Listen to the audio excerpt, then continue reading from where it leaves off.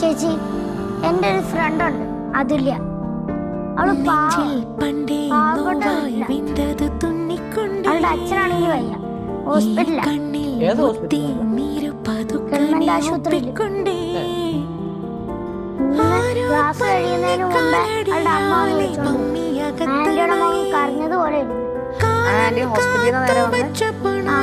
അവർക്ക് ബന്ധുക്കാർ വേറെ എവിടെയോ പൈസ അവൾ ക്ലാസ്സിൽ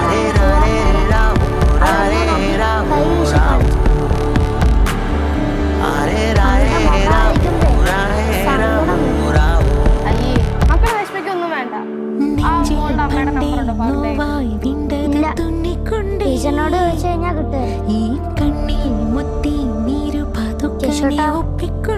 അതിലയുടെ അച്ഛന്